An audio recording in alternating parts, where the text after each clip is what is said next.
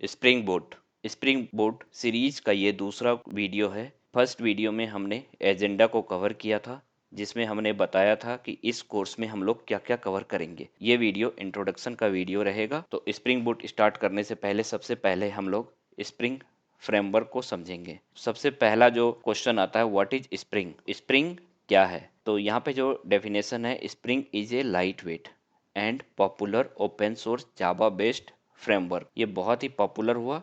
इससे पहले, स्प्रिंग को आने से पहले जो इंडस्ट्री में यूज होता था वो ईजेबी का यूज करते थे। तो ईजेबी क्या होता है? ईजेबी जो है वो इंटरप्राइज जावा बीन्स होता है। तो उसका कॉन्फ़िगरेशन बहुत ही कॉम्प्लेक्स था।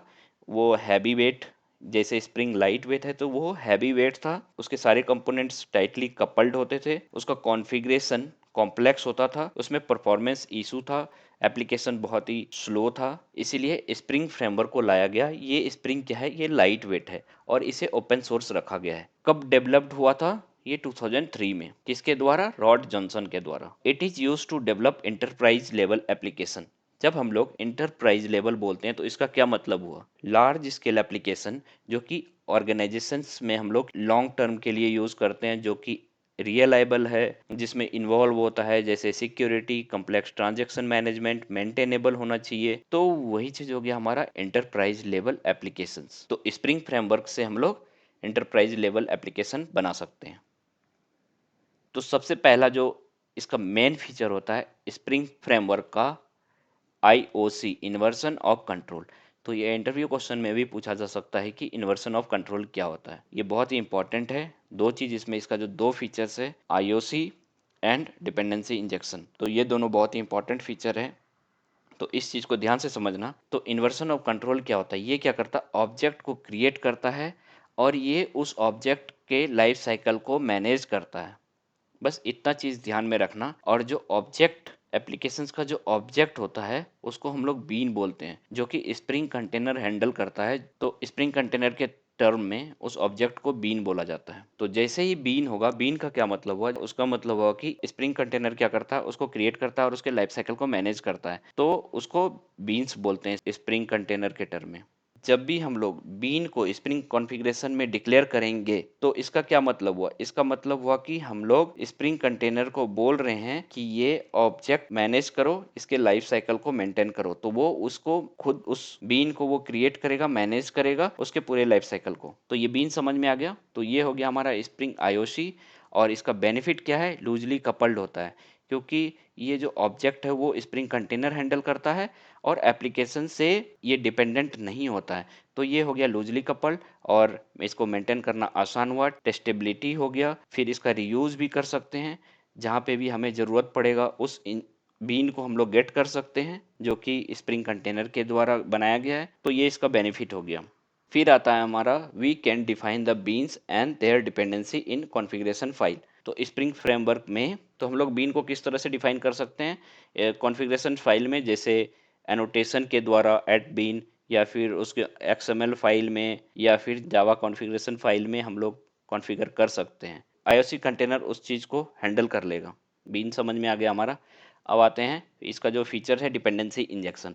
तो डिपेंडेंसी इंजेक्शन जो है वो पार्ट है IOC का। IOC के थ्रू ही हम लोग डिपेंडेंसी इंजेक्शन अचीव कर सकते हैं। तो ये एक तरीका है to inject the dependencies rather than having to create और मैनेज देम एक्सप्लिसिटली। तो हमें ये क्रिएट और मैनेज करने का ज़रूरत नहीं है। बस हम लोग इंजेक्ट करेंगे जो भी वो क्रिएट किया है स्प्रिंग कंटेनर ऑब्जेक्ट, उसको हम लोग हमारे एप्लीकेशन कोड में जहाँ पे भी ज़रूरत होगा वो ऑब्जेक्ट का, बस हम लोग उसको इंजेक्ट कर देंगे। और it is achieve through spring IOC। तो ये डिपेंडेंसी इंजेक्शन किसके थ्रू अचीव होता है? हम लोग स्प्रिंग IOC के थ्रू अचीव कर सकते हैं। तो यहाँ पे दो चीज़ आया, IOC and DI। IOC inversion of control क्या करता है? ऑब्जेक्ट क्रिएट एंड मैनेज करता है। और डिपेंडेंसी इंजेक्शन क्या करता है? जो क्रिएटेड ऑब्जेक्ट है IOC के द्वारा, उसको इंजेक्ट करता है जहाँ पे उसका ज़रूरत पड़ता है। तो ये दोनों चीज़ समझ में आ गया। तो एग्जाम्पल देखो इसका क्या है। तो यहाँ पे देखो, जैसे ये एक कार क्लास है और इसमें हमारे पास एक इंस्टेंस वेरिएबल है इंजन। अब इस कार में हम लोग क्या कर रहे हैं? इस कंस्ट्रक्टर के अंदर में एक नया इंजन बना रहे हैं। तो ये जो कार है ये कंट्रोल कर रहा है इस इंजन के ऑब्जेक्ट को, तो ये डिपेंडेंट हो गया इस पे। ये कार के कंस्ट्रक्टर से हम लोग एक नया इंजन बना रहे हैं, ये इंजन जो है कंट्रोल हो रहा है कार के द्वारा, ठीक है। अब डिपेंडेंसी इंजेक्शन से हम लोग क्या कर सकते हैं, इसमें हम लोग डिपेंडेंसी इंजेक्ट कैसे कर सकते हैं। मान लो इस कार को इंजन चाहिए, तो इसमें हम लोग इंजेक्ट कर सकते हैं इंजन इस तरह से कंस्ट्रक्टर के थ्रू। अब ये जो इंजन है ये इंजेक्ट किया गया इसमें, और ये कार अब इसको कंट्रोल नहीं कर रहा है इंजन को, ये फ्रेमवर्क के द्वारा मान लो हम लोग इसमें ये वैल्यू इंजेक्ट कर सकते हैं। अब ये कार क्लास जो है लूजली कपल्ड हो गया, ये कार के कंस्ट्रक्टर को कॉल करके जो भी इंजन पास करेंगे वो इसमें असाइन हो जाएगा। सिंपल, ये चीज समझ में आ गया डिपेंडेंसी इंजेक्शन का। Types of dependency injection in spring. Spring में कितने तरह के डिपेंडेंसी इंजेक्शन होते हैं। सबसे पहला हो गया कंस्ट्रक्टर इंजेक्शन, जो अभी हमने एग्जांपल देखा वो कंस्ट्रक्टर इंजेक्शन का एग्जांपल था। और इसमें जैसे हम लोग इंजन पास कर दिए तो फ्रेमवर्क के द्वारा हम लोग इसमें इस कार के कंस्ट्रक्टर में हम लोग इंजन डाल सकते हैं। ये कार हमारा इंजन क्रिएट नहीं किया है, लेकिन हम लोग जब भी कार को कॉल करेंगे उसमें हम लोग इंजन पास कर देंगे, तो ये कार में वो इंजन फिट हो जाएगा। जो भी इंजन पास करेंगे तो ये इंजन डिपेंडेंट नहीं है कार पे। क्लियर। Next, setter injection. तो ये कंस्ट्रक्टर के थ्रू हो गया। अब हम लोग सेटर के थ्रू भी इंजेक्ट कर सकते हैं। यहाँ पे सेट इंजन लिख देंगे, लेकिन यहाँ पे हमें ऑटो वायर लिखना पड़ेगा। तो ये सेटर के थ्रू हो गया। और तीसरा जो है वो हम लोग कर सकते हैं फील्ड इंजेक्शन, फील्ड के थ्रू। तो सिंपली हम लोग को कंस्ट्रक्टर और सेटर मेथड लिखने का ज़रूरत नहीं है, सिंपली इस तरह से इंस्टेंस वेरिएबल क्रिएट करके इसके ऊपर ऑटो वायर लिख देंगे तो हमारा ये फील्ड इंजेक्ट हो जाएगा। बस यही है हमारा ये डिपेंडेंसी इंजेक्शन। ये दोनों में समझ में आ गया। IOC is responsible for creating and managing bean, dependency injection is responsible for injecting the created bean into other beans where they are needed. बस ये दोनों चीज समझ में आ गया होगा। तो ये मेन दो फीचर्स है इसका। अगर इससे रिलेटेड इंटरव्यू में क्वेश्चन पूछा जाएगा तो आप लोग आसानी से बता सकते हो आईओसी क्या है, डीआई क्या है, दोनों के बीच में डिफरेंस क्या है।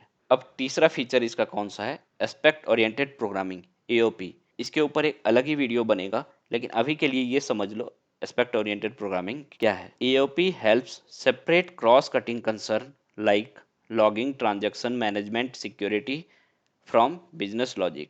It allows you to add additional behavior to code without modifying the code itself. AOP जो एस्पेक्ट ओरिएंटेड प्रोग्रामिंग है वो क्या करता है, सेपरेट करता है क्रॉस कटिंग कंसर्न को बिजनेस लॉजिक से।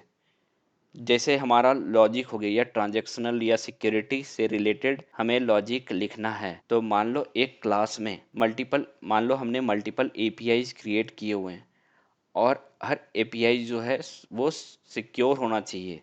तो ऐसा तो नहीं है कि हर मेथड में हम एक एक करके जाएंगे और सिक्योरिटी का लॉजिक लिखेंगे, चेक करेंगे वो वैलिड यूज़र के थ्रू आ रहा है कि नहीं, फिर हम उस मेथड को अलाउ करेंगे। तो इस तरह से क्या करना होगा कि सारे मेथड में एक एक करके जा करके हमें वो लॉजिक लिखना पड़ेगा। या फिर अगर हम लोग लॉगिंग का लॉजिक लिख रहे हैं तो सारे मेथड में हम लोग सेम टाइप का लॉग मैसेज रिपीट करते जाएंगे, सेम लॉजिक को हम लोग सारे मेथड में लिख रहे हैं। तो इससे क्या होगा कि हमारा कोड जो है वो रीडेबल नहीं होगा, तो वो कोड हमारा मैश हो जाएगा। अपार्ट फ्रॉम जो कोर बिजनेस लॉजिक होना चाहिए वहाँ पे हम लोग कई सारे चीज़ उस कोड में ऐड करते जा रहे हैं। तो एस्पेक्ट ओरिएंटेड प्रोग्रामिंग क्या करता है, एक सेंट्रलाइज्ड वे प्रोवाइड करता है जिसके थ्रू हम थ्रू आउट द एप्लीकेशन हम लोग लॉगिंग से रिलेटेड या ट्रांजैक्शन मैनेजमेंट या फिर सिक्योरिटी से रिलेटेड हम लोग कंट्रोल कर सकते हैं। तो without modifying the actual logic, तो हम लोग को लॉजिक वाले कोड में कुछ भी चेंज नहीं करना है, हम लोग एक अलग से ये सारा लॉजिक लिख सकते हैं जो कि थ्रू आउट द एप्लीकेशन को वो हैंडल करेगा। तो यहाँ पे वही है, तो without a way to manage cross cutting concern you would have to insert the same logging, security और transaction code into many different places in your applications। तो जो बोला वही है कि डिफरेंट डिफरेंट प्लेस पे सेम लॉजिक हमें multiple times लिखने पड़ेंगे उस चीज़ को हैंडल करने के लिए, या तो लॉगिंग से रिलेटेड हो, सिक्योरिटी से हो, ट्रांजैक्शन से रिलेटेड हो। तो इससे क्या होगा, this can make your code messy and harder to maintain, ठीक है। लेकिन जब हम लोग एओपी का यूज करेंगे तो ये क्या करता है, AOP helps by allowing you to handle these concerns in a centralized way by applying them across your application where needed without mixing them into the core logic। तो हमारा जो core logic है उसमें हम लोग मिक्सअप थिंग्स को नहीं करेंगे, नहीं तो वो हार्ड टू रीड हो जाएगा। कोड को हमें क्लीन रखने के लिए हमें क्या करना पड़ेगा, इसको एक सेंट्रलाइज्ड वे के थ्रू हैंडल करना पड़ेगा। तो ये होता है हमारा एस्पेक्ट ओरिएंटेड प्रोग्रामिंग। इसका बेसिक कंसेप्ट समझ में आ गया होगा। जब हम लोग इसके ऊपर वीडियो बनाएंगे तो वो और अच्छे से समझ में आ जाएगा। इस वीडियो में इससे ज़्यादा जानने की ज़रूरत नहीं है। अब आते हैं फोर्थ फीचर पे, स्प्रिंग एमबीसी। स्प्रिंग एमबीसी जो होता है वो क्या होता है कि जब हम लोग वेब एप्लीकेशन डेवलप करते हैं तो हम लोग स्प्रिंग एमबीसी का यूज कर सकते हैं। स्प्रिंग एमबीसी जो है वो कौन सा डिजाइन पैटर्न फॉलो करता है, model view controller MBC design pattern. तो ये क्या करता है, एक एफिशिएंट वे प्रोवाइड करता है handle HTTP request and response. तो ये बेसिकली वेब एप्लीकेशंस के लिए यूज होता है स्प्रिंग एमबीसी। फिर आता है ट्रांजैक्शन मैनेजमेंट। तो ट्रांजैक्शन मैनेजमेंट के लिए क्या करता है कि ये जो है spring framework easier to handle database transaction in our application. Spring framework के थ्रू हम लोग क्या कर सकते हैं, डेटाबेस ट्रांजैक्शन जो होता है हम आसानी से उस चीज़ को हैंडल कर सकते हैं। उसके ट्रांजैक्शन लॉजिक को लिखने की ज़रूरत होती नहीं है, हमें बस स्मॉल कॉन्फ़िगरेशन करना होता है, वो स्प्रिंग फ्रेमवर्क उस चीज़ को हैंडल कर लेता है। और हमें जितने सारे बॉयलर प्लेट कोड हैं ट्रांजैक्शन मैनेजमेंट से रिलेटेड वो इसको रिड्यूस करता है, क्योंकि स्प्रिंग फ्रेमवर्क जो होता है उस चीज़ को खुद ही हैंडल कर लेता है। तो हम लोग बिना ट्रांजैक्शंस मैनेजमेंट के बारे में सोचे हुए हम लोग उस चीज़ को अपना कोर जो लॉजिक है उस पर ध्यान दे करके हम लोग एप्लीकेशंस को बना सकते हैं। और ट्रांजैक्शन मैनेजमेंट जो है फीचर वो स्प्रिंग प्रोवाइड करता है। तो it simplifies the process, reduce boilerplate code and help ensure that your transactions are handle consistently across your applications. तो ये मैनेज कर देता है स्प्रिंग फ्रेमवर्क। फिर जो नेक्स्ट फीचर है वो है स्प्रिंग सिक्योरिटी। स्प्रिंग फ्रेमवर्क जो है वो स्प्रिंग सिक्योरिटी प्रोवाइड करता है, जो कि ऑथेंटिकेशन और ऑथराइजेशन हैंडल करता है। हमारे एप्लीकेशंस के सारे लेयर को सिक्योर रखता है, from web layer to down method layer. तो ये स्प्रिंग सिक्योरिटी का पार्ट आ गया। ये चीज़ हम लोग स्प्रिंग सिक्योरिटी के वीडियो में कवर करेंगे। फिर आता है स्प्रिंग बूट। तो स्प्रिंग बूट जो है स्प्रिंग के इकोसिस्टम का ही पार्ट है। ये क्या करता है, डेवलपमेंट को, जो स्प्रिंग एप्लीकेशन जब डेवलप करते हैं उसको बहुत ही सिंप्लीफाई कर देता है। इसमें हमें कुछ भी एक्स्ट्रा कॉन्फ़िगरेशन प्रोवाइड करने की ज़रूरत नहीं है। इसके साथ हमें एम्बेडेड सर्वर मिलता है जैसे टॉमकैट, और ऑटो कॉन्फ़िगरेशन होता है, और ये प्रोडक्शन रेडी फीचर्स होता है। इसमें जैसे मैट्रिक्स, हेल्थ चेक्स एक्चुएटर के थ्रू हम लोग अचीव कर सकते हैं। स्प्रिंग बूट बहुत ही आसान तरीका है स्प्रिंग एप्लीकेशन बनाने के लिए, क्योंकि इसमें रेडीमेड हमारे पास कॉन्फ़िगरेशन और एम्बेडेड सर्वर मिल जाते हैं। तो हमें बस फोकस करना होता है कोड डेवलपमेंट पे। तो ये हो गया हमारा स्प्रिंग बूट। तो स्प्रिंग वर्सेस स्प्रिंग बूट। तो स्प्रिंग बूट थोड़ा बहुत समझ में आ गया होगा क्या है। तो और ये कोर्स पूरा स्प्रिंग बूट के ऊपर होने जा रहा है। तो हम लोग एक एक करके आगे वीडियो में हम लोग देखते रहेंगे। तो ये यहाँ पे क्या है, स्प्रिंग वर्सेस स्प्रिंग बूट। तो इस दोनों में डिफरेंस क्या है, सबसे पहले जो पर्पस आता है वो मॉड्यूलर फ्रेमवर्क और जनरल पर्पस के लिए होता है, और ये simplified spring development with auto configuration. इसमें कॉन्फ़िगरेशन, मैनुअल कॉन्फ़िगरेशन का ज़रूरत नहीं होता है। और इसमें कॉन्फ़िगरेशन जो होता है इसमें मैनुअल कॉन्फ़िगरेशन होता है, या फिर जावा बेस्ड, या फिर एक्सएमएल के थ्रू हम लोग स्प्रिंग फ्रेमवर्क में कॉन्फ़िगर करते हैं।